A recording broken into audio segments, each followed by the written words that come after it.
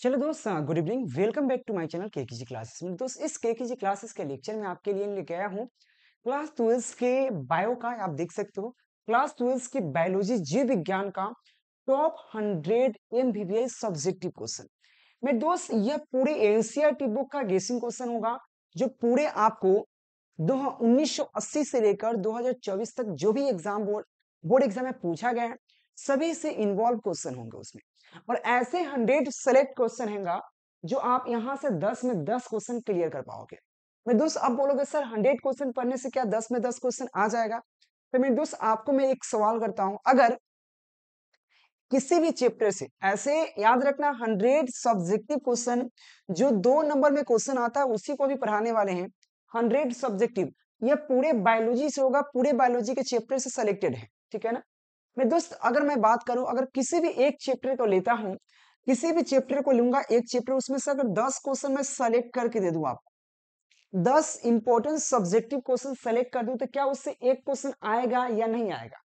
अब बोलोगे सर बिल्कुल एक क्वेश्चन 10 क्वेश्चन होता है ना, और सब्जेक्टिव 10 क्वेश्चन, एक क्वेश्चन तो इजी से आ जाएगा। अगर हर चैप्टर से हम 10 सेलेक्ट करके दे, अगर 100 सेलेक्ट करके दे, यानी कि अगर 10 में 10 से गुना करेंगे तो कितना हो जाएगा? 100 होगा। यानी कि 10 क्वेश्चन पर एक क्वेश्चन आता है, तो 100 क्वेश्चन पर 10 क्वेश्चन आ जाएगा। यानी कि सिंपल बेस में एक साल नहीं, अगर 100 सब्जेक्टिव क्वेश्चन पढ़ ले तो इससे कम से कम आपको 10-12 क्वेश्चन आराम से एग्जाम में मैच कर जाएंगे। 20 एग्जाम में पूछते हैं, जिसमें से 10 का जवाब देना होता है। चलो मेरे दोस्त, शुरू करते हैं, और ये लेक्चर नंबर 4 है। अब कहोगे सर लेक्चर नंबर 4 का मतलब क्या होगा? मैं आपको बता दूं, इससे पहले वाले लेक्चर में ऑलरेडी मैं 30 क्वेश्चन को डील कर चुका हूं। लेक्चर 1 2 3 करके लेक्चर 3 को क्लास इसका ले चुका हूं, जिसमें 30 क्वेश्चन ऑलरेडी पढ़ा चुका हूं। लेक्चर नंबर 4 है, जिसमें आपको 31 नंबर क्वेश्चन से शुरू होगा। तो 31 नंबर क्वेश्चन, सबसे पहला क्वेश्चन पूछता है मलेरिया क्या है? मलेरिया क्या है? लक्षण तथा उपचार को लिखो। और यहाँ पर लवलाइटिक नहीं पूछा है, मलेरिया पूछ रहा है, लो भैया। और थोड़ा देर बाद, कुछ दिन बाद कहेगा लवलाइटिक क्या है। देख, तो क्या पूछा रहा? मलेरिया क्या है, इसका लक्षण और मतलब कैसे उपचार कर सकते हो। अगर किसी व्यक्ति को मलेरिया हो गया, चलो भाई किसी व्यक्ति को, ना कह रहे कि किसी को मलेरिया हो, अगर भाई देखे हो गया, ठीक है। लवलाइटिक तो सबको धैर्य रहता है, लवलाइटिक तो सबके धैर्य होता है, लेकिन मलेरिया नहीं धरता है किसी को। तो मलेरिया क्या है? अगर मलेरिया हो भी गया तो इस कैसे पता करोगे भाई इस आदमी को मलेरिया हुआ है? यानी कि लक्षण, यानी कि उस व्यक्ति में क्या बदलाव आया, क्या लक्षण है, ठीक है ना। अगर हो भी गया, चलो पता चल गया कि भाई इसके मलेरिया है, तो उपचार कैसे करोगे? यह क्वेश्चन आपसे पूछता है, जो ऑलरेडी 2011, 2016, 2018 के बिहार बोर्ड के एग्जाम में पूछ चुका है बहुत बार, ठीक है। चलिए, तो यहाँ पे सबसे पहले मलेरिया क्या है? देखिए, मलेरिया होता है ज्वर मलेरिया परजीवी प्लाज्मोडियम से उत्पन्न होता है। देखो मेरे दोस्त, एक ज्वर मलेरिया परजीवी होता है, ठीक है ना, परजीवी होता है, जिसका नाम होता है प्लाज्मोडियम। याद रखना, मलेरिया किससे होता है? तब प्लाज्मोडियम परजीवी के नामक एक जीव है, जिसके कारण मलेरिया फैलता है। तो सबसे पहला क्वेश्चन क्लियर हो गया, मलेरिया क्या है। तब मलेरिया एक परजीवी ज्वर मलेरिया है, यानी कि जो मलेरिया है एक परजीवी है जो प्लाज्मोडियम से उत्पन्न होता है। क्या है? मलेरिया एक परजीवी है जो बेसिकली प्लाज्मोडियम से उत्पन्न होता है। सबसे पहला क्वेश्चन क्लियर। उसका लक्षण क्या है, मतलब कैसे पता करोगे? यहाँ तक ना, कंपन के साथ बुखार, यानी कि लोग कपकपाने लगते हैं, ऐसे कपकपाता है ना। देखो, हंसने की बात नहीं है, अरे आपको प्रैक्टिकल करके थोड़ा समझाते हैं, ठीक है। तो कंपन के साथ बुखार, बुखार होगा लेकिन देह थरथराने लगेगा, कंपने लगेगा ठंडा की वजह से। कंपन के साथ बुखार, सिर दर्द, यानी कि बुखार आएगा तो फिक्स है कि सिर दर्द शुरू हो जाएगा। तो कंपन के साथ बुखार, सिर दर्द तथा मांसपेशी, यानी कि शरीर में पूरा देह दर्द करने लगेगा एकदम। ये सब मांसपेशी है ना, मांसपेशी ये सब होता है, जो ये सब दर्द करने लगेगा, ठीक है। मांसपेशिया में दर्द। रोगी को रोगी को 48 घंटे के अंतराल में तेज बुखार आना, यानी कि देखो बुखार आता है, दवाई दे दो वो ठीक हो जाएगा। फिर 48 घंटे, कितने 48, 24 घंटा मतलब एक दिन, 48 घंटे के बाद फिर तेज बुखार आ जाएगा। तो आप समझ सकते हो, अगर ये सब लक्षण है, कंपन के साथ बुखार आ रहा है, सिर दर्द कर रहा है, देह दर्द कर रहा है, और बुखार इतना हो गया, दवा दे दी छूट गया, फिर 48 घंटे बाद फिर आ गया बुखार, तो आप कह सकते हो इस व्यक्ति को मलेरिया हो चुका है। तो याद रखना, मलेरिया प्लाज्मोडियम नामक परजीवी से होता है। मलेरिया का लक्षण क्या है? तेज बुखार, कंपन के साथ आता है, सिर दर्द, मांसपेशी में दर्द, साथ में 48 घंटे के अंतराल में तेज बुखार आना। चलो इसका उपचार कैसे कर सकते हो भाई, इसका भाई उपचार कैसे कर सकते हो, इसको ठीक कैसे किया जा सकता है। देखिए कुनेन की दवाइयां आती हैं जैसे कि क्लोरोक्विन, मॉर्फोक्विन, ये दो प्रकार के बहुत कुनेन की दवाइयां होती है। आपसे पूछेगा कुनेन की दवाइयां किसमें उपयोग होती है, तो मलेरिया में, ठीक है ना, लवेरिया में नहीं, मलेरिया में, ठीक है ना। तो कुनेन की दवाइयां का उपयोग हम लोग मलेरिया में करते हैं, जो इसके लिए क्लोरोक्विन, मॉर्फोक्विन दो नामक टेबलेट है जिसका उपयोग करके ठीक कर सकते हैं। देखो मेरे दोस्त, हमारे यहाँ इतना प्यार से डिफिनेशन देता है, अगर हमको इतना विश्वास है कि अभी जितना स्टूडेंट देख रहे हैं 200 300 जो भी 400 500 है, इस सभी को एक बार में याद हो जाएगा। ऐसे तो आप लोग शेयर करोगे तो हजारों लाखों देखेंगे, तो प्लीज एक बार शेयर जरूर करना, आराम से याद हो जाएगा। अगले क्वेश्चन की बात कर लेते हैं मेरे दोस्त। अगले क्वेश्चन क्या है, 2 नंबर क्वेश्चन आपके सामने क्या है, बहुत प्यारा सा क्वेश्चन है। आप पे क्लाइनोफिल्टर सिंड्रोम पर प्रकाश डालें। क्लाइनो क्लाइन क्लाइनफिल्टर सिंड्रोम, क्लाइनफिल्टर सिंड्रोम क्या है, उस पर प्रकाश डालिए। देखो मेरे दोस्त, अगर बात करें क्लाइनफिल्टर सिंड्रोम की बात करें, तो इसमें एक कहता क्या है, इसका मतलब क्या होता है समझिए। जैसे कि आपके शरीर में, किसी भी मनुष्य के शरीर में टोटल क्रोमोसोम कितना होता है या शुक्राणु कितना होता है, तो 46 होता है, आई मीन 23 जोड़ा होता है। लेकिन यहाँ पे क्लाइनफिल्टर सिंड्रोम जो होता है, उसी व्यक्ति को होता है जिस व्यक्ति में एक एक्स प्रतिलिपि ज्यादा होता है। मतलब टोटल 46 क्रोमोसोम होता है, इतना तो आपको पता है, 46 क्रोमोसोम होता है, जो इसके लिए दोनों मिलाकर होता है। 22 जोड़ा आपको पुरुष के पास होता है, एक जोड़ा स्त्री के पास होता है, ठीक है ना। 22 जोड़ा में वाई वाई और एक्स पुरुष के पास होता है, और एक्स एक्स स्त्री के पास होता है। लेकिन जब पुरुष में, यानी कि जब पुरुष में एक्स की एक प्रतिलिपि ज्यादा हो जाता है, बढ़ जाता है, ऐसे में इसके लिए हजारों में से किसी एक के व्यक्ति के पास होता है। अगर जैसे टोटल 46 है, अगर पुरुष के पास एक क्रोमोसोम, एक्स क्रोमोसोम बढ़ जाता है या उसमें ज्यादा रहता है, यानी टोटल 47 हो गया, इसी को हम लोग कहते हैं, टोटल 47 हो गया, इसी को हम लोग कहते हैं क्लाइन-फिल्टन सिंड्रोम। याद रखना, क्लाइन-फिल्टन सिंड्रोम कहते हैं। चलो थोड़ा इसको डिफिनेशन करते हैं, थोड़ा चक्का भरका लगाते हैं, थोड़ा चौंकते हैं दाल की तरह। ये क्वेश्चन 2013, 2018, 2019 के एग्जाम में पूछा गया, बिहार बोर्ड के इंपॉर्टेंट क्वेश्चन है। देखिए यह एक गुणसूत्री विकास है। विकास मतलब गुणसूत्र में विकास, विकास मतलब वृद्धि होता है। टोटल गुणसूत्र 46 है। यह क्या है, एक प्रकार का, क्योंकि उसमें बढ़ता है ना भाई, तो गुणसूत्री विकास होता है। विकास मतलब वृद्धि होता है, ठीक है ना, एक प्रकार का गुणसूत्री विकास है। यह ट्राइसोम का एक उदाहरण है। क्या है मेरे दोस्त, यहाँ पे एक ट्राइसोम का उदाहरण है। स्टेप बाय स्टेप समझना। सबसे पहले यह क्या है, गुणसूत्री विकास है। यह एक प्रकार का क्या है, ट्राइसोम का एक उदाहरण है। आगे बढ़ते हैं, चलिए। लेकिन इसमें क्या है, लेकिन इसमें लिंक क्रोमोसोम एक्स की एक अतिरिक्त प्रतिलिपि मौजूद होने के चलते मानव कोशिकाओं में 47 क्रोमोसोम, यानी कि 44 प्लस एक्स एक्स वाई, क्योंकि एक्स वाई तो होता है आपको पता है पुरुष के पास, फिर एक्स बढ़ जाता है, एक्स एक्स वाई हो जाता है, यानी कि 44 प्लस 3 47 हो गया, हो जाता है। समझिए, यह एक गुणसूत्री विकास है, यह ट्राइसोम का एक उदाहरण है। लेकिन इसमें लिंग क्या कहा, लेकिन इसमें लिंग क्रोमोसोम को एक्स एक्स के एक अतिरिक्त मतलब ज्यादा अतिरिक्त प्रतिलिपि मौजूद होने के चलते मानव कोशिकाओं में क्या होता है, मानव कोशिकाओं में 47 क्रोमोसोम हो जाता है। और यह बेसिकली यह लक्षण पुरुषों में पाया जाता है। मैंने जस्ट बताया, यह लक्षण पुरुषों में पाया जाता है, जो देखने में नॉर्मल होता है, सामान्य होता है। मतलब पता नहीं चल पाएगा कि किसमें 47 है, यानी कि एक नॉर्मल होता है। और यह बेसिकली क्या, इसी को कहते हैं हम लोग क्लाइन-फिल्टन सिंड्रोम कहते हैं, ठीक है ना। किसी को दिक्कत है क्या, नहीं होनी चाहिए। आगे बढ़ते हैं, चलिए अगले क्वेश्चन। और मेरे दोस्त, आपके लिए मैं एक नोट्स तैयार किया हूं, जिससे पढ़कर हर साल की भांति, जिस तरह इससे पहले वाला 2024 में लगभग 10,000 प्लस स्टूडेंट 400 प्लस लाया है, 10,000 लगभग 30,000 प्लस स्टूडेंटों को मैंने नेक्स्ट दिया था, जिसमें से 10,000 सिर्फ 400, फर्स्ट डिवीजन की बात नहीं कर रहा हूं, सिर्फ 400 प्लस की बात कर रहा हूं। और सबका मार्कशीट टेलीग्राम पे अपलोड है, या वीडियो लेक्चर में भी देख सकते हो, सबका वीडियो बनाया गया है, ठीक है ना। देख सकते हो। अगर आप भी करना चाहते हो तो नंबर आपको नीचे दिख रहा है 9117823062, जिस पर कांटेक्ट करना है, जिसमें आपको टोटल हर सब्जेक्ट का आपको 500 ऑब्जेक्टिव सेलेक्ट करके दिया जाएगा। 102 नंबर वाला क्वेश्चन होगा, 20 5 नंबर वाला क्वेश्चन आंसर होगा और सब आंसर के साथ प्रोवाइड होगा। अगर ये 500 ऑब्जेक्टिव पढ़ लेते हो 35 में 35 आराम से कर पाओगे।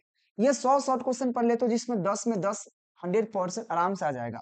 20 लॉन्ग क्वेश्चन पढ़ लेते हो 3 में 3 कर पाओगे, मतलब 6 क्वेश्चन में से 3 क्वेश्चन इजी से कर पाओगे, 20 क्वेश्चन में से 10 क्वेश्चन इजी से कर पाओगे, 500 ऑब्जेक्टिव में से 70 में से 35 इजी से कर पाओगे। ठीक है, लेकिन देखो ये तो 100% हो गया।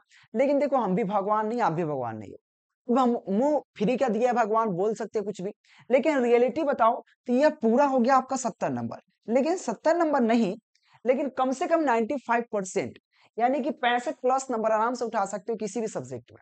अगर बायोलॉजी की बात करें, क्योंकि देखो 30 नंबर जब प्रैक्टिकल होता है छोड़ दो उसको, भाई 70 में 65 कम नहीं होता, मतलब 95% हो गया। क्योंकि एक दो ऑब्जेक्टिव मतलब गलत हो गया बाय द केस, एक शॉर्ट क्वेश्चन गलत हो गया, फिर भी मतलब एक दो नंबर घटेगा, इससे ज्यादा कुछ नहीं। अगर इतना करना है, इस सब क्वेश्चन आपको मिल जाएंगे व्हाट्सएप पर या ऐप पर, नंबर दिख रहा है, कांटेक्ट कर लीजिए। अगला क्वेश्चन है, मेंडल ने अपने प्रयोग के लिए मटर के चयन क्यों किया? लो भैया जी, मेंडल ने, हमारे मेंडल चाचा जो थे, वह मटर के लिए, अनुवांशिकता के प्रयोग के लिए मटर के पौधे को चुना था। किसको? अनुवांशिकता के प्रयोग के लिए मटर के पौधे को चुना था, ये तो आपको पता है। तो मेंडल ने अपने अनुवांशिकता प्रयोग के लिए मटर के पौधे को क्यों चुना भाई? बताइए क्यों चुना, इसका रीजन बताइए। देखो सिंपल बेस में डिफिनेशन अपने तौर पर मैं लिखूं या बुक के भाषा में लिखूं, दोनों का मतलब वही होता है। देखो आनुवंशिकता का नियम के लिए, यानी कि मेंडल ने अपने प्रयोग के लिए मटर के पौधे को चुना क्योंकि यह वार्षिक होता है। वार्षिक मतलब वर्ष में केवल एक बार होता है, ऐसे नहीं कि मतलब वो 2 महीने 3 महीने, वर्ष में यानी कि साल में केवल एक बार होता है। और साथ में इसका देखभाल करना इजी है, आसान है, और इसमें कई प्रकार के विपरीत लक्षण भी पाए जाते हैं। विपरीत मतलब बहुत सारा गुण इसमें होता है, विपरीत लक्षण पाए जाते हैं। ठीक है, तो सबसे पहला पॉइंट क्या लिखोगे? सबसे पहले यह वार्षिक होता है, यानी कि एक साल में एक बार तो वार्षिक होता है। मटर के पौधे वार्षिक होता है, इसमें कई प्रकार के विपरीत लक्षण पाए जाते हैं, साथ में इसका देखभाल करना आसान था, इसीलिए मेंडल ने अपने प्रयोग के लिए मटर के पौधे को चयन किया। तो समझ में आ गया? देखो क्या लिखा हुआ है, मेंडल ने अपने प्रयोग के लिए मटर के पौधे को चुना क्योंकि यह क्या है? वार्षिक होता है। वार्षिक मतलब वर्ष में केवल एक बार होता है, इसमें कई विपरीत लक्षण पाया जाता है, इसमें कई विपरीत लक्षण पाया जाता है, तथा इसका देखभाल करना क्या था? इसका देखभाल करना आसान होता है। तो सबसे इजी, इससे इजी डिफिनेशन कभी मिल सकता है क्या? अगर मिले तो मेरे दोस्त बताना। अगर इतना मेहनत करके डिफिनेशन बनाए हैं आपके लिए, देखो मेरा अगर मकसद रहता तो मैं बुक से भी छाप कर डायरेक्ट डिफिनेशन लंबा कर सकता था, लेकिन वो आपको याद नहीं होगा। मेन होता है बच्चे को याद होना, सिर्फ पढ़ाना ही काफी नहीं होता, उसको याद रखना काफी होता है। तो ऐसे डिफिनेशन आपको देंगे ना, से याद रहेगा लाइफ टाइम तक। तो याद रखना, समझ में आया कि अनुवांशिकता का प्रयोग के लिए, यानी मेंडल ने अपने प्रयोग के लिए मटर के पौधे को चुना क्योंकि इसमें यह वार्षिक होता है, ठीक है ना, इसमें कई प्रकार के विपरीत लक्षण पाए जाते हैं, साथ में इसका देखभाल करना आसान है। बोलो एक बार में याद हो गया आपको? चलिए अगले क्वेश्चन देख लीजिए। अगले क्वेश्चन 34 नंबर क्वेश्चन है, कूट फल के बारे में उदाहरण सहित लिखे। देखिए कूट फल की बात करें, देखिए कूट फल जो होता है उसका जो विकास, यानी कि वैसा फल जिसका विकास पुष्प से ना होकर पेड़ के अन्य भाग से, पौधे के अन्य भाग से होता है। देखो यहाँ पे क्या है, वह फल जिसका विकास, वह फल जिसका विकास अंडाशय से न होकर, अंडाशय से न होकर, यानी कि वैसा फल जिसका विकास अंडाशय से न होकर पुष्प के अन्य भाग से होता है। पुष्प यानी कि फूल के अन्य भाग से होता है, कूट फल कहलाता है। जैसे कि सेब की बात कर ले, नाशपाती की बात कर ले। मेरे दोस्त इसका विकास अंडाशय से नहीं होता है, पुष्प के अन्य भाग से होता है। क्या होता है?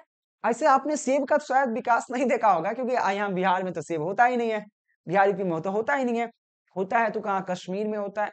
तो सेब को शायद आपने देखा होगा, और कश्मीर वाला बच्चा इससे दूर दूर तक इससे नाता नहीं है यहाँ के लेक्चर से, ठीक है ना। याद रखना, वह फल जिसका विकास, यानी कि वैसा फल जिसका विकास, उत्पत्ति, वृद्धि क्या अंडाशय से नहीं, अंडाशय से न होकर पुष्प के अन्य भाग से, पुष्प के अन्य भाग से होता है, उसे हम लोग कहते हैं कूट फल, जैसे कि सेब हुआ, नाशपाती हुआ। और आपसे पूछेगा कूट फल कौन है, तो ऑप्शन देगा तो सेब नाशपाती ऑप्शन में रहे तो याद रखिएगा। ठीक है, अगले क्वेश्चन देख लेते हैं थोड़ा। अगले क्वेश्चन में तो रक्त का कार्य बताइए। जो रक्त है, ब्लेड है, उसका कार्य। उससे पहले मैं आप सभी से रिक्वेस्ट करना चाहता हूँ, हाथ जोड़ के प्लीज यार फटाफट चैनल सब्सक्राइब कीजिए, क्योंकि 2 लाख पूरने वाला ही है।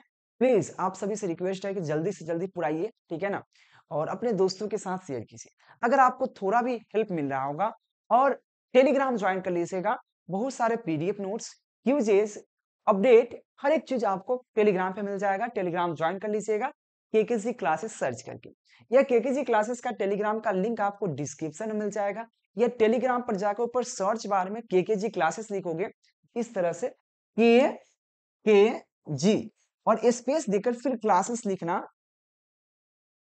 और इजी से ज्वाइन कर सकते हैं। ज्वाइन करने से पूरे एग्जाम तक हेल्प मिलेगा, पूरा 100%। जो चाहिए जो हेल्प मिलेगा, चाहे कोई अपडेट की बात हो, चाहे पीडीएफ नोट्स की बात हो, चाहे इंपॉर्टेंट क्वेश्चन की बात हो, चाहे मॉडल सेट की बात हो, चाहे क्वेश्चन बैंक की बात हो, हर एक चीज वो आपको प्रोवाइड करेंगे। चाहे वायरल क्वेश्चन की बात हो, खैर उस पर बात तो बाद में करेंगे।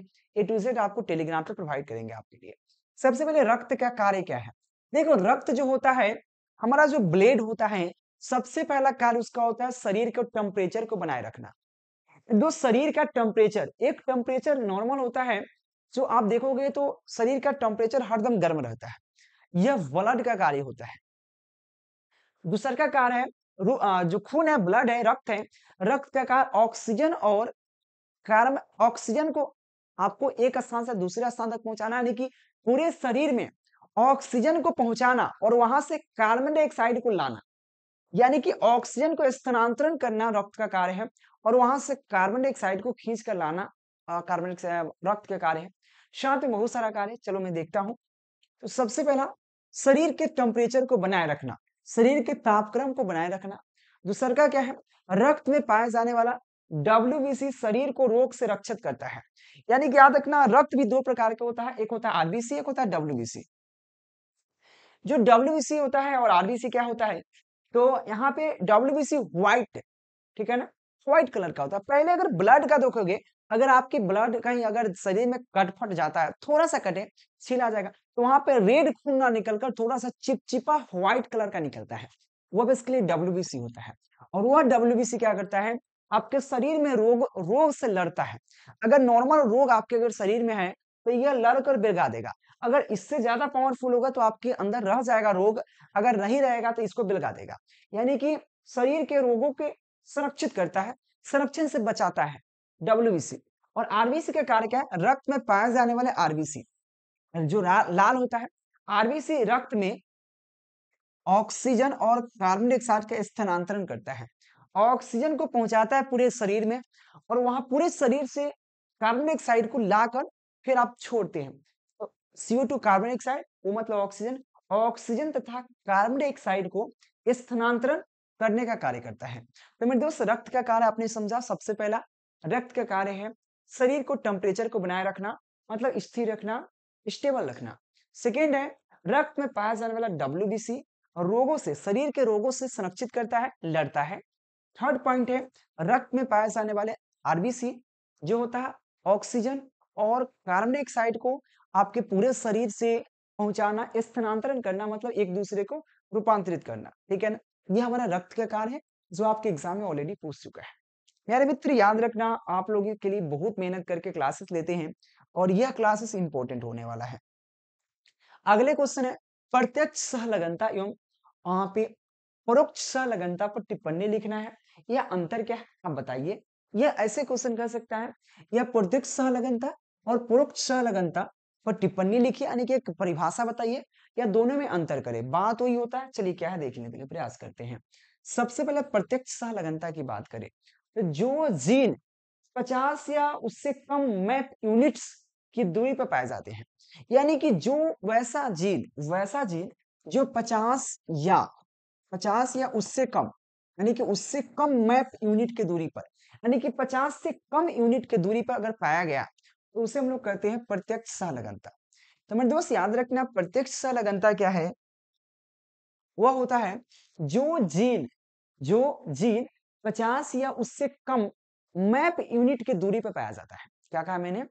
50 या उससे कम मैप यूनिट की दूरी पर पाया जाता है, उसे हम करते हैं प्रत्यक्ष सहलगनता। फिर समझिए, वैसा जीन जो 50 या उससे कम मैप यूनिट की दूरी पर पाया जाता है, उसे हम कहते हैं, क्या कहते हैं? प्रत्यक्ष सहलगनता। परोक्ष सहलगनता क्या है? परोक्ष सहलगनता की बात करें, जो जीन 50 से अधिक मैप यूनिट की दूरी पर पाया जाता है। परोक्ष की बात करें, जो जीन 50 से अधिक 50 से अधिक मैप यूनिट की दूरी पर पाए जाते हैं, उसे हम लोग परोक्ष सहलगनता कहते हैं। तो प्रत्यक्ष और परोक्ष में कोई अंतर नहीं है। प्रत्यक्ष यानी कि 50 से कम, परोक्ष 50 से ज्यादा। तो सिंपल डिफिनेशन है, क्लियर हो जाएगा। अगले क्वेश्चन, ये सब पीडीएफ आप ले सकते हो, नंबर आपको नीचे दिख रहा है मेरे दोस्त, याद रखिएगा। 37 नंबर क्वेश्चन आपसे है, आरएनए के प्रकारों को लिखिए। आरएनए बेसिकली 3 प्रकार का होता है, एक होता है एमआरएनए, एक होता है टीआरएनए, एक होता है आरआरएनए।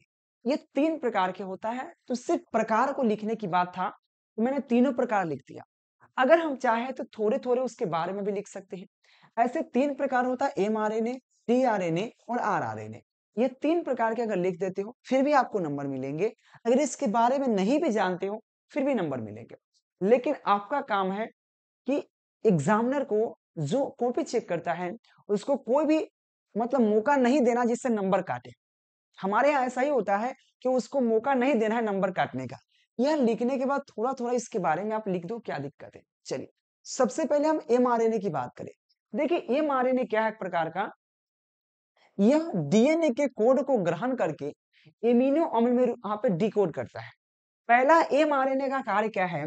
एमआरएनए का सबसे पहला कार्य है, ये डीएनए के कोड है, जो डीएनए के कोड को ग्रहण करता है। पहले डीएनए के कोड को ग्रहण करके उसे एमिनो अम्ल में डिकोड करता है। क्या करता है? एमिनो अम्ल में के रूप में डिकोड करता है। सबसे पहला कार्य की बात करता हूं, एक मिनट मेरे दोस्त, थोड़ा सा लाइटिंग प्रॉब्लम। चलिए, सबसे पहला कार्य होगा एमआरएनए का, क्या है? एमआरएनए जो है, यह डीएनए के कोड को ग्रहण करके एमिनो अम्ल में डिकोड करता है। ठीक है। और टीआरएनए की बात करें, जो टीआरएनए है, ठीक है ना, टीआरएनए है, इसमें विलयन आरएनए भी कहा जाता है। इसे विलय, विलय मतलब जो घुलने की क्षमता हो, जैसे चीनी हुआ, नमक हुआ, ऐसे घुलने वाला वस्तु है, उसको विलय कहते हैं। इसे विलय आरएनए भी कहा जाता है। यानी कि टीआरएनए को हम लोग क्या कह सकते हैं? टीआरएनए को विलय आरएनए भी कहा सकते हैं। यह राइबोन्यूक्लियोटाइड का बना होता है। क्या होता है? यह राइबोन्यूक्लियोटाइड का बना होता है, और यह सबसे छोटा आरएनए अणु होता है, और यह सबसे छोटा आरएनए अणु होता है। अब आरआरएनए की बात करें, आरआरएनए क्या है? यह सबसे स्थिर आरएनए है, जो राइबोसोम से लगा रहता है। यानी कि जो आरआरएनए है, यह सबसे छोटा आरएनए है जो राइबोसोम से लगा होता है। तो ये तीनों के बारे में छोटा छोटा डिफिनेशन आपको प्रोवाइड कर दिए, ताकि आपको पूरा नंबर मिले। अगले क्वेश्चन देखो, और फटाफट, अभी तक आपने पीडीएफ नोट्स नहीं लिया है, 400 प्लस करना है, 450 प्लस करना है, कुछ भी नहीं पढ़े हैं, कोई बात नहीं, अब से पढ़ना शुरू करना है। नंबर नीचे दिख रहा है, कांटेक्ट कर लीजिए। उसके लिए आपके एक प्यारा सा एक नोट्स बनाया गया है इंपॉर्टेंट क्वेश्चन आंसर का, जिसको आपको लेना है। एक रूटीन प्रोवाइड करेंगे, फिर आपका नंबर ग्रुप में ऐड होगा, जहां से पूरा गाइड होगा पूरे एग्जाम तक, पूरे गाइडलाइन के साथ आपको पढ़ाया जाएगा हर एक चीज। ठीक है ना? यहाँ तक वीडियो लेक्चर पे आपको टेस्ट भी लिया जाएगा, क्लासेस में वीडियो यानी कि डायरेक्ट वीडियो कॉल पर टेस्ट लिया जाएगा। अगर आप टेस्ट में उत्तीर्ण होते, जो भी बच्चा, उसको आप पे प्राइज भी दिए जाते हैं। प्राइज आपके घर तक आपको ऑनलाइन के माध्यम से पहुंचाए जाते हैं। ठीक है ना? तो मेरे दोस्त, ज्वाइन कीजिए फटाफट चैनल को, टेलीग्राम ज्वाइन कीजिए, ठीक है, चैनल को सब्सक्राइब कीजिए और बेल आइकन दबा लीजिए, साथ में नंबर दिख रहा है, कांटेक्ट कर लीजिए। अगले क्वेश्चन है, बहुविकल्पता के बारे में 100 आप 100 उदाहरण लिखे। मतलब बहुविकल्पता के बारे में उदाहरण सहित इसको लिखना है। देखो, बहुविकल्पता क्या है? किसी लक्षण की वसंगति का नियंत्रण जब दो या दो से अधिक जीन या अलील द्वारा होता है, तो उसे स्थिर बहुविकल्पता कहते हैं। देखो, डिफिनेशन इतना इजी होता है मेरे यहाँ, कि वह किसी लक्षण के वसंगति का नियंत्रण, या कोई भी लक्षण हो, जैसे कि किसी को बुखार हो, कोई भी लक्षण, मतलब आपके अंदर कोई लक्षण है जो आपके विरुद्ध है, जो आपका कोई काम का नहीं है। अगर किसी भी लक्षण की वसंगति को नियंत्रित यानी कि उसको नियंत्रित करने के लिए, ठीक है ना, यानी कि नियंत्रित, ठीक है ना, कंट्रोल, ठीक है ना, तो नियंत्रण जब दो या दो से अधिक जीन या अलील द्वारा होता है तो उसे हम लोग कहते हैं बहुविकल्पता कहते हैं। तो याद रखना, किसी भी लक्षण की वासंगति का नियंत्रण यानी कि कंट्रोल दो या दो से अधिक जीन या अलील द्वारा होता है तो उसे हम लोग बहुविकल्पता कहते हैं। ठीक है, अगले क्वेश्चन की बात कर ले, कैंसर के दो लक्षण को लिखे। अगर कैंसर के दो लक्षण क्या है, ये क्वेश्चन ऑलरेडी ये 2011 के एग्जाम पूछ चुका है, ऐसे ही नहीं बोल रहा हूं मैं। याद रखना, कैंसर के दो लक्षण क्या है, शरीर के बाहर में कमी, जिसको कैंसर हो जाता है तो उसका एक शरीर पूरा सुखरा जाएगा, मतलब बहुत बाहर में कमी आ जाएगा, ठीक है ना। दूसरा का है शरीर के किसी भाग की अत्यधिक यहाँ पे वृद्धि हो जाना, मतलब किसी, देखो, पूरे शरीर को वजन में कम आ जाता है और किसी भाग में जहां पे कैंसर है उसके शरीर में वृद्धि हो जाना, फूल जाना, ठीक है ना, यह दो लक्षण होता है कैंसर का। अगले क्वेश्चन की बात कर लेते हैं। अगले क्वेश्चन देखो यहाँ पे, क्वेश्चन है अनुवांशिकी रूपांतरित जीव से आप क्या समझते हैं, इसका दो लक्षण लिखे। देखो, अनुवांशिकी रूपांतरित जीव की बात करें उससे आप क्या समझते हैं, उसके क्या करना है, दो लक्षणों को लिखना है, दो लाभ को लिखना है।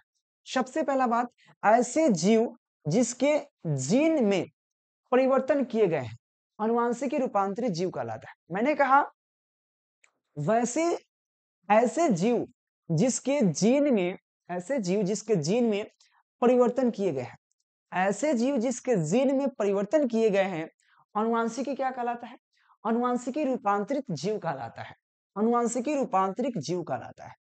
ठीक है, इसके लाभ की बात करें, लाभ क्या है, खाद्य पदार्थों के पोषण स्तर में वृद्धि, इसके माध्यम से खाद्य जो खाने की वस्तु होता है उसके पोषक में वृद्धि होता है। साथ में कीटना कीटना कीटनाशकों पर निर्भरता कम हो जाता है। इसकी वजह से अनुवांशिकी रूपांतरित जीव की वजह से क्या होता है, कीटनाशक, जो कीटनाशक का उपयोग करके हम लोग फसल में क्या करते हैं, हम लोग वृद्धि करते हैं, उससे बचाते हैं, तो उसकी मतलब निर्भरता कम हो जाती है। अगर इसका उपयोग करोगे तो इसकी कोई जरूरत नहीं होता है।